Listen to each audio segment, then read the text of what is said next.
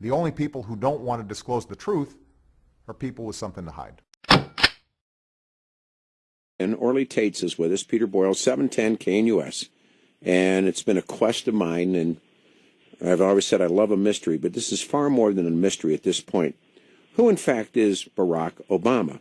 Now, again, when you work only in theory, and there is no knowledge, there is no truth, there's simply, the word is supposition. And when you read, whether it's historians, whatever it is, people will chase stories through blind alleys oftentimes and over rooftops oftentimes. And because it is this much is provable. Barack Obama's official story is a lie. And anytime, any place, anywhere, any court of law, you could take about 25 minutes, 30 minutes, and myself or a number of people could easily prove that what the official story is not true. And like I said, just take one simple Obama story that he's told up until 2 years ago. He told it again about being 2.5 years of age, going to the airport with his mother to say goodbye to his father when his father left to go to Harvard. Also, the idiot governor of Hawaii, who has shut his mouth, said, "Oh, yeah, I saw them socially together. I saw them with a little boy." That's a lie. The proof is that Stanley Ann Dunham takes a baby and goes to the state of Washington where she had grown up, rented places. They see the rent receipt. She's enrolled in the university, goes to night classes. People like Jerry Corsi have spoken to the babysitters. We know that that's the truth. But the mainstream press and the Obamaites and the GOP and others and most talk show hosts will tell you, oh, no, they went to the airport to say goodbye. It isn't true. There's nothing true about it. But even back that, or this man runs a Social Security number that isn't true. It can't be true. It's impossible for this to be his number. Now, the question is, why does he use this other number? There's all kinds of different possible answers, but no one knows the truth. And so, or I'm sure there are people that know the truth, but they're either dead or they're not talking. The birth certificate is obviously a phony. There's no question about it. Any court of law, you could bring in experts, and they could take that apart in about 11 seconds. There are 20 known fraudulent parts of that PDF file. Now, there's a news story now that a paper actually did arrive but the other thing was most probably manufactured here in the mainland, not on Hawaii. All of those things. So in the middle of this is Ms. Taitz, who has fought this fight, and now you believe that there was a switch? Well, unless there is DNA test, we will never know. But bottom line, we do know that from 1967 to 1969, for 2 years, there were two boys, one by name Barry Obama, who lived in the state of Hawaii, and another boy by name Barry Soetoro, who lived in Indonesia. Then sometime in 1969, Barry Obama went to Indonesia, and then we don't know which boy came back. Now, there is another witness who corroborated the story, and she suddenly died. And that was a woman by name Leah or Salia Soba Soetoro. This girl lived with Stanley Ann Dunham, and later on she was adopted by the housekeeper of Dunham's. She was taken by Stanley Ann Dunham to be sort of a foster child, and there were interviews with her. And what she stated in her interviews that she lived with with Stanley Ann Dunham and Lola Soetoro, and then later on, her son came from Hawaii.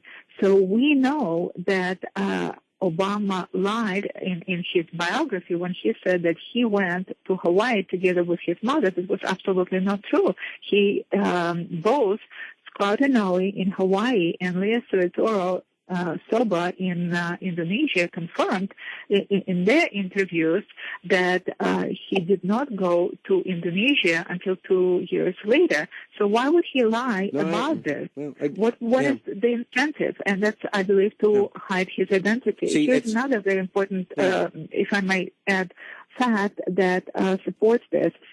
He consistently has hidden his identity under last name Suetoro. And I wrote to the Illinois bar because when he applied for the bar to practice law, he was asked on the application. Have you ever been known by any other name, right? And he stated no. And this is something that is done on the penalty of perjury. I know. I mean, it's like this cutting edge stuff. And again, if in and of itself, it's nothing, but combine it with all of these literally tens of hundreds or hundreds of questions that aren't answered, it's simply another piece of the puzzle. On his exam, one of the questions is, have you ever been known by another name?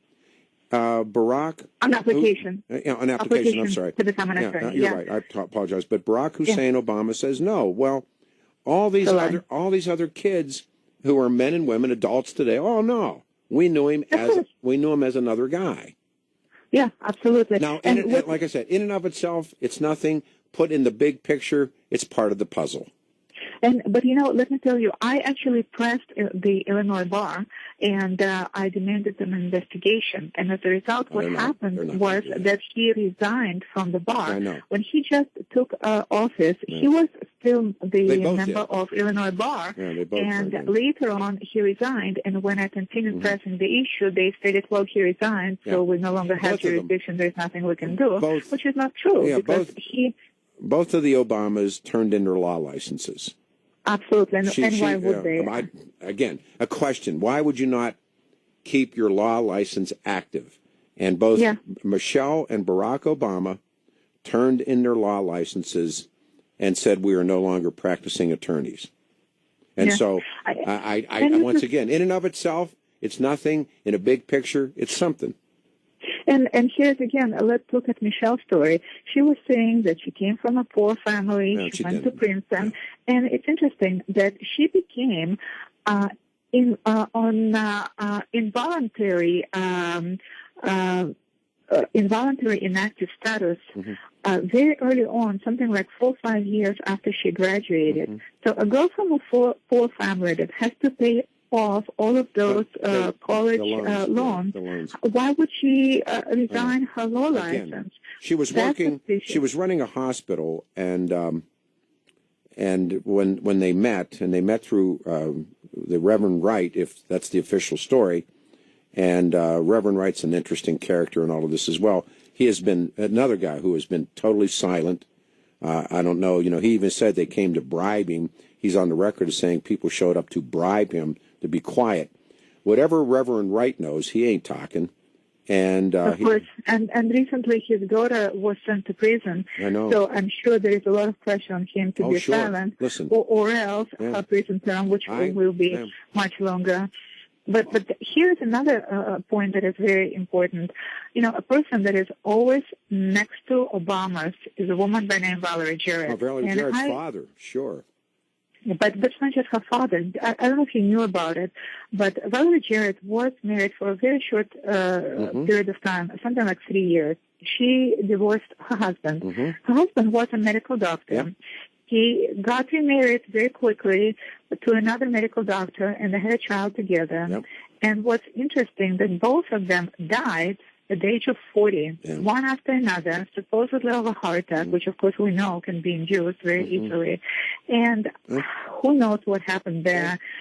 I have a gut feeling that Valerie Jarrett's husband knew something and about Valerie Jarrett, possibly about Obama, and who knows. The whole thing is, listen, we're at the end of the segment, and as always, I don't know what to tell you, like I don't know what to tell anybody, but these are all significant pieces of a puzzle that is so big. I mean, it's a huge puzzle with all these little tiny pieces that it's going to take someone who is very brilliant to tie them all together and you have a version. I mean, so many different people have a version. No one's right, and no one's wrong. No, Orly, we're just hoping that the courts will decide. And one last thing, if sure. I might Real ask quick.